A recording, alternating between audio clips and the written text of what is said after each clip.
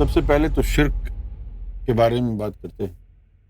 قرآن مجید میں اللہ تعالیٰ نے بار بار اس بات کو نمایاں فرمایا ہے کہ اللہ کے جیسا کوئی دوسرا نہیں ہے۔ قل هو اللہ احد اللہ الصمد لم یلد ولم یولد، یہاں تک تو سبھی سمجھتے ہیں۔ ولم یکن لہ کفوا احد، ولم یکن لہ، اور کوئی اس جیسا نہیں ہے۔ اب یہاں سوال پیدا ہوتا ہے کہ کیا اللہ تعالیٰ یہ کمپیریزن اپنی مخلوق کے ساتھ کر رہا ہے؟ یعنی یہ جو کمپیریزن ہو رہا ہے وَلَمْ يَكُنْ لَهُ كُفُوًا أَحَدٌ and there is nobody like him، اب یہ جو نو بڈی ہیں یہ کون ہے؟ کن کی طرف اشارہ ہے؟ کیا یہ ممکن ہے کہ اللہ تعالیٰ ہم انسانوں سے اپنا کمپیریزن کر رہا ہے؟ تو وہ کون ہیں جن کے بارے میں کہہ رہا ہے کہ مجھ جیسا نہیں ہے کوئی؟ یہ ایک ہے کہانی، یعنی یہاں پر تشریح کی ضرورت ہے، ایسے عالم کی طرف سے تشریح کی ضرورت ہے کہ جو اللہ سے مل چکا ہو، اللہ کو جانتا ہو، اللہ کے راز جانتا ہو۔ وَلَمْ يَكُنْ لَهُ كُفُوًا أَحَدٌ، جتنے بھی جن کی طرف اشارہ ہے، جتنے بھی وہ ہیں ان کی طرف اشارہ کر کے کہہ رہا ہے ان سب میں سے کوئی ایک بھی اس کے ہم پلہ نہیں ہے۔ وہ کون ہے سب؟ غفور بھائی، اعظم، اشفاق، ہم لوگوں کو خدا کون سمجھے گا؟ ہم لوگوں کو تو خدا کوئی سمجھے گا نہیں نا۔ اب یہاں پر یہ چیز بھی بڑی توجہ طلب ہے کہ قرآن مجید میں جو اللہ تعالیٰ نے حضور کے لیے مثالی بشر کا جو نقطہ استعمال کیا ہے، اس کے پیچھے بھی یہی راز تھا اللہ تعالیٰ کا، کہ اگر حضور کی پوری حقیقت بتا دی جائے گی تو پھر انسان یہ اعتراض کرے گا کہ بھئی وہ تو سراپا نور ہیں، ان کے لیے تو کوئی چیز مشکل نہیں تھی۔ اگر حضور صلی اللہ علیہ وسلم کے لیے قرآن مجید میں لفظ مثالی بشر استعمال نہ کیا جاتا اور سارے جہان میں یہی ایکسپلینیشن اللہ کی طرف سے دی جاتی کہ حضور صلی اللہ علیہ وسلم اللہ کا نور ہے، وہ تو ہیں اس میں تو شک نہیں ہے کہ نبی پاک صلی اللہ علیہ وسلم اللہ کا نور ہے، اس میں شک نہیں ہے۔ لیکن اس کے ساتھ ساتھ قرآن مجید میں جو یہ ایک آ گئی ہے بات کہ قل انما بشر مثلکم، یا رسول اللہ کہہ دیں کہ مثال کے طور پر، مثالی، جس طرح تم انسان ہو، تمہارے لیے ایک مثال والا انسان بنا کے مجھے بھیجا ہے۔ ورنہ وہ لوگ کیا کہتے تھے؟ پھر انہوں نے کیا اعتراض کیا لوگوں نے کہ بھئی یہ کیسا نبی ہے، یہ تو ہماری طرح ہی کھاتا ہے، ہماری طرح ہی چلتا ہے، ہماری طرح ہی بولتا ہے۔ پھر یہ اعتراض کر دیا۔ اسی لیے اللہ نے جمع کے بار بار قرآن میں آپ نے یہ دیکھا ہوگا کہ فرمایا تم میں سے ہی ہم نے ایک کو نبی مبعوث کیا، تم میں سے ہی۔ جس طرح اب یہ ہمارے بچے ہیں، ناصر ہے، فیض ہے، یہ یہاں انگلینڈ میں پیدا ہوئے ہیں، یہیں اسکول گئے ہیں، تو اگر یہ انگریزی بولیں گے تو کوئی اچھمبے کی بات نہیں ہے، کیونکہ یہ یہاں پلے بڑے ہیں، یہاں پیدا ہوئے ہیں، یہاں انگریزی بولی جاتی ہے، اسکولوں میں ہر جگہ بولی جاتی ہے۔ اچھا انہی کا ہم عمر پاکستان سے یا ہندوستان سے لے کے آئیں اور اس کو یہ ایکسپیکٹ کریں کہ وہ ایسی انگریزی بولے گا، تو یہ ممکن نہیں ہے۔ اور اگر مقابلہ کرا بھی دیں گے تو وہ کہے گا جی یہ تو یہاں پلے بڑے ہیں، ہم تو پاکستان سے آئے ہیں۔ اب ان کو منہ چپ کرانے کے لیے پاکستان اور ہندوستان میں سے کوئی اسٹوڈنٹ ڈھونڈنا پڑے گا جو انہی اسکولوں میں پڑھا ہو، اعتراض ختم کرنے کے لیے، تاکہ ان کا یہ اعتراض نہ رہے کہ جی یہ تو یہاں پیدا ہوئے، یہاں کے اسکولوں میں، نہیں جی وہ بھی وہیں پیدا ہوا ہے، تم میں سے ہی۔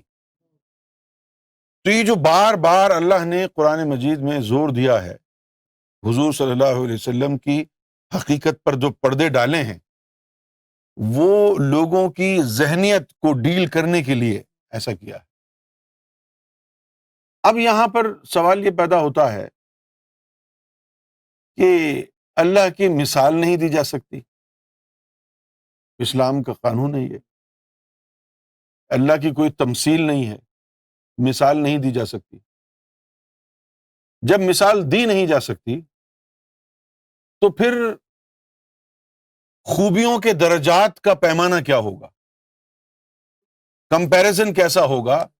جب اللہ کی تمثیل نہیں ہے تو کمپیریزن کس سے کیا جائے گا؟ لیکن یہاں پر ہے وَلَمْ يَكُنْ لَهُ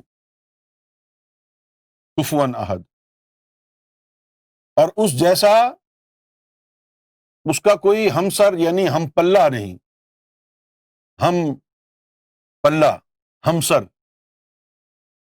اب جس کے لیے بھی یہ مراد ہے وہ ایک مسٹری ہے۔ کم سے کم ہم اتنا تو جانتے ہیں کہ اللہ تعالیٰ اپنا یہ جو موازنہ کر رہا ہے اپنی مخلوق سے تو نہیں کر رہا، کیوں بھائی؟ اپنی مخلوق سے کر سکتا ہے؟ نہیں کر سکتا نا۔ اب ایسی صورت میں صرف ایک ہی چیز سمجھ میں آتی ہے کہ یہ جو بات کہی گئی ہے کہ اس جیسا کوئی نہیں ہے، اس کا کوئی ہمسر نہیں ہے، یہ ایک کلوز ہے، یہ ایک دروازہ ہے جس پہ اللہ نے تالا لگایا ہے اور اپنی اہمیت کا اظہار فرمایا ہے کہ کسی اور کو لائق عبودیت نہ سمجھ لینا، کسی اور کو پوجنے نہ لگ جانا۔ پوجنا، پرستش کرنا، عبادت کرنا ایک ہی چیز ہے۔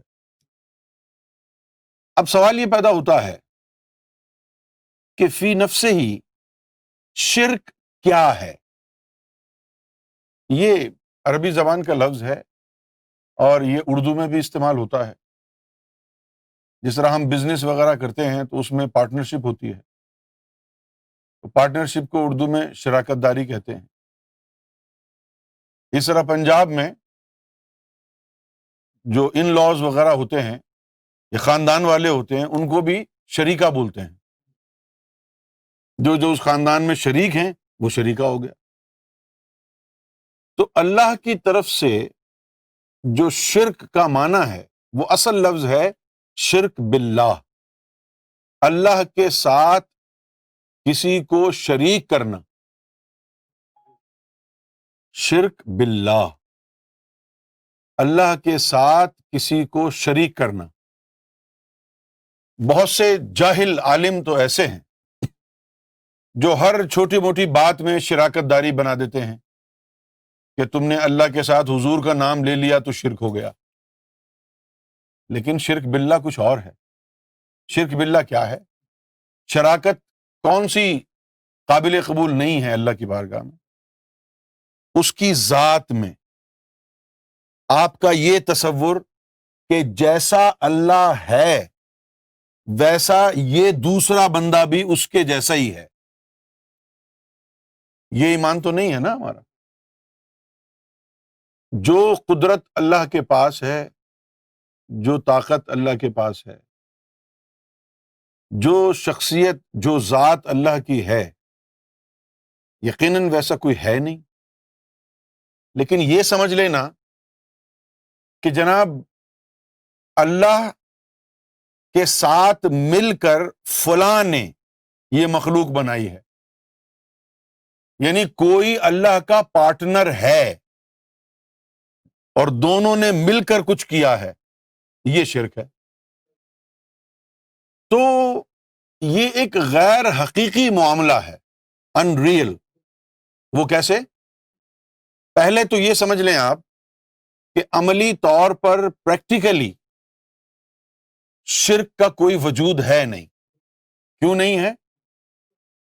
کہ اللہ تنہا واحد ہے، اکیلا ہے. اگر کوئی سمجھتا ہے کہ اس کا کوئی شریک ہے تو یہ اس کے دماغ کا فطور ہے. حقیقت میں ایسا ہے نہیں. حقیقت میں ایسا ہے نہیں. تو شرک جو ہے پریکٹیکلی نان ایگزسٹنٹ ہے. پریکٹیکلی اگر کوئی شرک کرتا بھی ہے تو بھی یہ اس کے دماغ کا فطور ضرور ہے، لیکن اس کی کوئی حقیقت نہیں ہے. اب میں ایک بڑی عجیب و غریب مثال دوں گا آپ کے سامنے، لیکن آپ نے بڑے صبر کے ساتھ اس کو سننا ہے. ایک عورت ہے، وہ عورت کئی مردوں کے ساتھ سوتی ہو. وہ عورت کئی مردوں کے ساتھ سوتی ہو. سائنٹیفکلی یہ ممکن نہیں ہے کہ اگر وہ پریگننٹ ہو جائے گی تو اس کی پریگننسی میں ایک سے زیادہ مردوں کا نطفہ شامل ہوگا. کوئی عورت اگر کئی مردوں کے ساتھ سو چکی ہو، اس کے باوجود بھی یہ نہیں ہوگا کہ جب وہ پریگننٹ ہوئی ہے تو اس کے اندر 2 مردوں کے نطفے مل کر کے اس کو پریگننٹ بنا دیں. کسی ایک کا ہی نطفہ ہوگا. یہ سائنٹیفکلی پروون فیکٹ ہے. تو انسان کی تخلیق میں جو انسان زمین پر اپنی ماں کے پیٹ میں بن رہا ہے، ہزاروں بے قاعدگیوں کے باوجود یہ ممکن نہیں ہے کہ ایک انسان کے جسم کو، جو کہ پیدا ہوا ہے ایک عورت کے کوکھ سے، اس جسم کا خون 2 مردوں کا ہو. یہ ممکن نہیں ہے. یہ اس بات کی مثال ہے کہ شرک جو ہے یہ ایک بہتان ہے اللہ کی ذات پر. کسی کو اللہ کے ہم پلہ برابر سمجھ لینا کہ بھئی یہ اللہ کا ہم پلہ ہے. اللہ کا ہم پلہ تو کوئی ہے نہیں نا، لیکن آپ سمجھ رہے ہیں تو یہ آپ کے دماغ میں ہے، حقیقت میں تو نہیں ہے.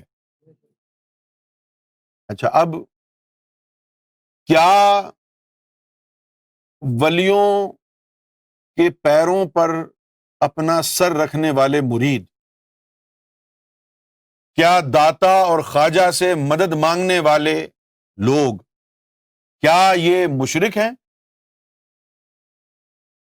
سوال ہے نا یہ. کیا خواجہ سے مدد مانگنا، غوث اعظم سے مدد مانگنا، اپنے مرشد سے مدد مانگنا،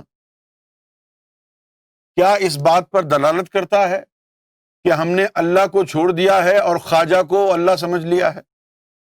ایسا نہیں ہے. تو داتا سے اور خواجہ سے مدد مانگنا کیا ہے؟ کہ یہ اللہ کے نمائندے ہیں، ان کے پاس اللہ کی ہی طاقت ہے، اللہ سے ہٹ کے کچھ نہیں ہے. سمجھ گئے آپ؟ یہ اللہ کے ہی نمائندے ہیں اور ان کے ظاہر اور باطن میں اللہ کا ہی عکس ہے، اللہ کی ہی طاقت ہے. ان لوگوں سے مدد مانگ لینا، ان کا ذکر کرنا، یہ عین ایسا ہی ہے جیسے اللہ کا ذکر کریں آپ. کیونکہ ایک حدیث شریف میں ہے تنزل الرحمہ عند ذکر الصالحین، کہ جب اولیاء کرام کا تم ذکر کرو گے تو اللہ تم پر رحمت نازل کرے گا. دوسری بات کہ کیا پوجا پاٹ کرنے سے رب مل جاتا ہے؟ رب نہ پوجا پاٹ کرنے سے ملتا ہے نہ عبادت کرنے سے ملتا ہے. اگر آپ کا یہ خیال ہے کہ پوجا پاٹ کرنے سے رب نہیں ملتا تو آپ مجھے بتائیں، آپ نماز پڑھتے ہیں، آپ کو مل گیا ہے؟ یا کوئی بندہ لے آئیں کہیں سے بھی اٹھا کے جو کہیں کہ بھئی یہ نماز پڑھتا تھا، اس کو اللہ مل گیا ہے. نہ پوجا پاٹ سے رب ملتا ہے، نہ نماز روزوں سے رب ملتا ہے. رب ملتا ہے دل کو بیدار کرنے سے. رب کہاں سے ملتا ہے؟ قلب مومن عرش اللہ، قلب مومن بیت الرب۔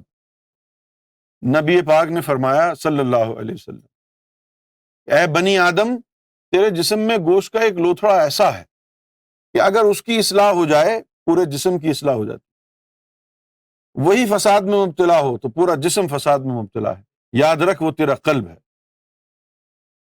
جن لوگوں نے اپنے دلوں کو پاک کر لیا اور ان کے دل جگمگا اٹھے، وہ اللہ کی نظر رحمت میں آنے کے قابل ہو، کیونکہ اللہ تعالیٰ نہ تمہاری شکلوں کو دیکھتا ہے۔ آج لوگوں کا جو رجحان ہے وہ کیا ہے؟ کپڑے بدل لیں، لمبی لمبی داڑیاں رکھ لیں، چوغے پہن لیں، مالائیں لٹکا لیں، اور اللہ کیا کہتا ہے؟ ان اللہ لا ينظر الی صورکم واعمالکم، کہ اللہ تعالیٰ نہ تمہاری شکلوں کو دیکھتا ہے نہ تمہارے عملوں کو دیکھتا ہے، ولکن ينظر الی قلوبکم ونیاتکم، اللہ تو تمہارے قلب، دل کو دیکھتا ہے۔ دل میں شیطان بیٹھا ہوا، نہ رب کسی کو پوجا پاٹ کرنے سے ملا، نہ رب کسی کو عبادت کرنے سے ملا، رب انہی کو ملا جنہوں نے اپنے دلوں کو پاک کر لیا اللہ کے نور سے۔ تو اس جھگڑے کو چھوڑ دو کہ بھئی پوجا پاٹ کرنا بیکار ہے، اس سے رب نہیں ملتا۔ نہیں، بالکل نہیں ملتا پوجا کرنے سے رب، لیکن تم جو عبادت کر رہے ہو مسجد میں، اس سے بھی تو نہیں ملتا نا۔ اگر ملا ہے کسی کو رب تو لاؤ مسجد والوں کو بلا کے، کس کس کو ملا ہے؟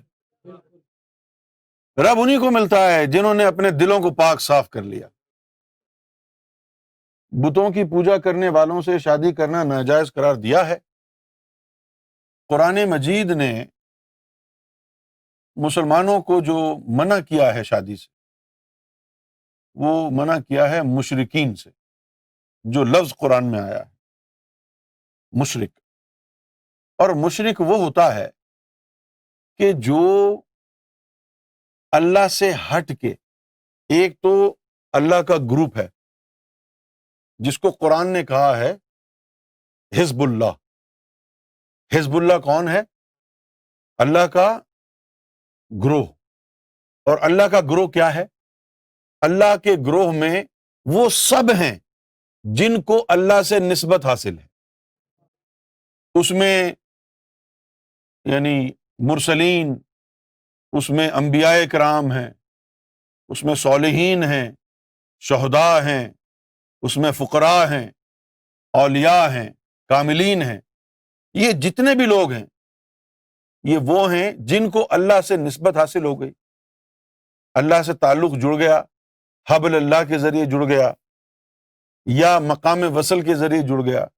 جو بھی اللہ سے تعلق جوڑتا جاتا ہے وہ حزب اللہ میں داخل ہو جاتا ہے۔ تو یہ تو ہو گیا گروہ، رسولوں کا، نبیوں کا، ولیوں کا، فقیروں کا، واصلین کا، عاشقین کا۔ یہ سارا گروہ اللہ کا گروہ ہے، اس کو قرآن نے کہا ہے حزب اللہ۔ اور دوسرا ایک گروہ ہے جس کو حزب الشیطان کہا ہے۔ وہ کون سے لوگ ہیں؟ وہ شیطان کے ولی ہیں جن کو قرآن نے لفظ دیا ہے اولیاء من دون اللہ، شیطان کے وہ دوست جو لوگوں کو رب سے دور لے جائیں۔ من دون اللہ، دون اللہ کا مطلب ہے رب سے پرے، رب سے ہٹا دیں۔ اب یہ اولیاء من دون اللہ کون ہے؟ ہر وہ شخص اولیاء من دون اللہ میں آتا ہے کہ جس کا اللہ سے تعلق نہ ہو، بھلے وہ ہندو ہو، عیسائی ہو، یہودی ہو، یا مسلمانوں میں پیر ہو، یا مسلمانوں کا عالم ہو، جس کے اندر شیطان ہو اور لوگوں کو کہے کہ میں اللہ والا ہوں۔ ٹھگ ہو، جعلی پیر، ڈبہ پیر ہو، جس کی زبان پر اللہ اللہ ہو اور جس کے دل میں شیطان ہو، خواہ وہ کسی بھی دھرم کا ہو، وہ حزب الشیطان ہے۔ سمجھ میں آ گئی یہ بات آپ کو؟ خواہ وہ کسی بھی دھرم کا ہو، وہ حزب الشیطان ہے۔ اچھا، اب شرک کی مزید تشریح کرتے ہوئے، شرک کا جو سب سے بڑا جو نقطہ ہے وہ ہے رب کی عبودیت، یعنی اس کا خالق ہونا اور لائق پرستش ہونا، یہ سب سے بڑا نقطہ ہے۔ جیسے رابعہ بصری جو ایک بہت بڑی ولیہ گزری ہیں، وہ ایک دن ہاتھ میں آگ اور پانی لے کے دوڑی جا رہی تھی، تو لوگوں نے پوچھا کہ کہاں جا رہی ہو؟ کہا کہ میں اس آگ سے جنت کو جلا دوں گی اور اس پانی سے جہنم کو بجھا دوں۔ تو لوگوں نے کہا وہ کیوں؟ کہا کہ میں نے محسوس کیا ہے کہ لوگ جہنم کے خوف کی وجہ سے اللہ کی عبادت کر رہے ہیں اور جنت کے لالچ کی وجہ سے کر رہے ہیں، اس لیے میں ان دونوں کو مٹا دوں گی تاکہ پھر لوگ اللہ کی خالص اسی کے لیے عبادت کریں۔ یہ بڑا نازک مسئلہ ہے۔ جو سب سے زیادہ وولٹائل، سب سے زیادہ جو ونربلٹی رکھتا ہے شرک کا جو نقطہ ہے، وہ ایسی عبادت میں چھپا ہوا ہے، وہ خاموش پوشیدہ شرک ایسی عبادت میں، ایسی پوجا میں چھپا ہوا ہے وہ شرک کہ جس میں عبادت اور پوجا زبان سے ہو لیکن دل رب سے جڑا ہوا نہ ہو، اور اس پوجا پاٹ کا جو ٹارگٹ ہے، اس عبادت کا جو ٹارگٹ ہے وہ رب کو راضی کرنا نہیں بلکہ خود متقی، پارسا، عابد کہلانا ہے دنیا میں، ریاکاری۔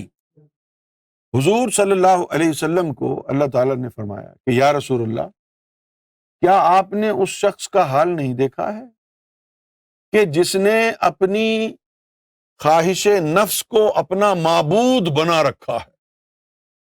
آپ بڑے آرام سے اس آیت کو پڑھ کے گزر جاتے ہیں، لیکن یہ آیت بڑی ضروری ہے۔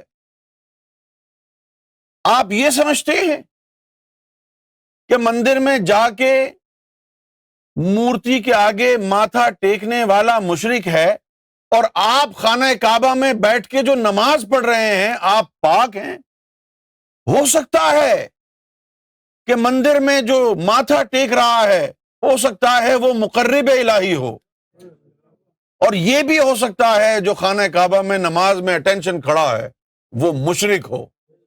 کیسے ہو سکتا ہے؟ کیونکہ اگر تیرا حج، اگر تیرا عمرہ، تیری نمازیں، تیرا روزہ اللہ کی رضا کی خاطر نہیں ہیں، دکھاوے کے لیے ہیں، دنیا کے لیے ہیں، تو یہ شرک خفی ہے، اور ایسے لوگوں کا ٹھکانہ جہنم ہے۔ تو ایک تو ہو گیا تھیوریٹیکل شرک، اور ایک ہے پریکٹیکل شرک۔ ایک شرک تو ان کامن ہے، ایک شرک ان کامن ہے، کوئی میں نے ایسا دیکھا نہیں ہے کہ جو کہتا ہو کہ بھئی فلاں جو ہے اللہ کے برابر ہے، تو یہ ان کامن ہے۔ لیکن جو کامن ہے شرک پھیلا ہوا وہ ہر مذہب میں ہے۔ ہندوؤں میں بھی لوگ ہیں جو بھگوان کی کے پلیزر کے لیے پوجا پاٹ نہیں کرتے، اپنے نام کے لیے دکھاوا کرتے ہیں، کیونکہ رب تمہاری پوجا اور نماز کو نہیں دیکھتا، رب تمہارے دل کو دیکھتا ہے، تمہاری نیت کو دیکھتا ہے۔ تو یہ خفیہ جو شرک ہے، یہ ہر دھرم والا ایک بڑا پورشن ہر دین کا اس شرک میں مبتلا رہتا ہے، کیونکہ عبادت میں نیت کا بڑا عمل دخل ہے۔ دیکھیے قرآن نے کیا کہا، قرآن نے فرمایا فویل للمصلین الذین هم عن صلاتهم ساہون هم یراؤون، ہلاکت ہے، تباہی ہے ایسے نمازیوں کے لیے کہ جو نماز کی حقیقت سے غافل ہیں، پتہ ہی نہیں ہے ان کو کہ نماز ہوتی کیا ہے، پڑھے جا رہے ہیں. ہم یراؤن، اور وہ صرف ریاکاری کرتے ہیں. یہ شرک ہے. شادی کرنا جائز ہے یا نہیں ہے، یہ بات تو چھوڑ دیں آپ کہ کسی دین والے سے شادی کرنا جائز ہے یا نہیں ہے. یہ دیکھیں کہ اگر کسی مرد نے یا عورت نے زنا کر لیا ہے، اڈلٹری، تو قرآن کے مطابق آپ پاک صاف اگر ہیں آپ، تو اس سے شادی آپ کی نکاح ناجائز ہے. قرآن کے مطابق نکاح نہیں ہو سکتا، قرآن کے مطابق. لیکن آج کے مسلمان سے پوچھیں کہ جب تو نکاح کرنے جاتا ہے، تجھے پتا ہوتا ہے کہ جس عورت سے، جس لڑکی سے تو شادی کر رہا ہے، وہ کسی کے پاس سو کے آئی ہے یا نہیں آئی ہے؟ ہمارے معاشرے میں تو یہ ایک بڑا ہی عجیب و غریب ظالمانہ ایک یعنی سوچ ہے لوگوں کی. زبردستی لوگوں کی شادیاں کرا دینا، زبردستی والدین کی، رشتہ داروں کی طرف سے. پتا بھی ہو کہ اس لڑکی کا فلاں کے ساتھ چکر ہے، ادھر سے ہٹا کے اس سے کرا دو. تو بھائی جس سے اس کا چکر ہے، کتنی دفعہ اس کے جسم سے جسم لگا ہوگا اس کا، نہ جانے کیا کیا اس کے تعلقات ہوں گے، اللہ بہتر جانتا ہے. ظاہر ہے کہ جب انسان کو پتہ چلتا ہے کہ بھئی ان کا کوئی آپس میں ہے، ملنا جلنا ہے، تو پھر انسان کے ذہن میں شک و شبہات تو آتے کہ نہیں آتے؟ انسان ہے نا، کہ بھئی اس کا آنا جانا ہے تو پھر پتہ نہیں کیا کیا ہوا ہوگا، تو یہ مشکوک ہو جاتا ہے. قرآن نے اجازت نہیں دی. قرآن نے کہا ہے کہ مومن جو ہے وہ زانیہ سے شادی نہیں کر سکتا، صاف. اب دھرم کی بات تو چھوڑ دیں. اچھا پھر زانیہ کس سے شادی کرے؟ قرآن نے کہا ہے کہ مشرکین شادی کر سکتے ہیں زانیہ سے. یعنی کتنا غلیظ اس کو سمجھا ہے، کتنا غلیظ سمجھا ہے. اور مشرکین کا داخلہ ممنوع کیا گیا تھا خانہ کعبہ میں. مشرکین کا، غیر مسلم کا داخلہ ممنوع نہیں تھا اسلام کی نظر میں. مشرکین جو شرک کرنے والے ہیں، اللہ کی جگہ کسی اور کو معبود مانتے ہیں، وہی مشرک ہوگا نا، جو اللہ کی جگہ کسی اور کو معبود مانتے ہوں گے. کئی جگہ میں نے سنا بھی کہ اگر کوئی مرد اور عورت کنوارے تھے اور اس طرح کے کسی کیس میں پکڑے گئے تو بٹھا کے ان کا نکاح کرا دیتے ہیں کہ چلو بھائی، ہے نا، تو وہ قرآن کے مطابق ہی ہو گیا. تو اب قرآن پڑھیں گے تو پتہ چلے گا نا کہ حقیقت کیا ہے. آپ تو مولویوں کے پیچھے لگے ہوئے ہیں.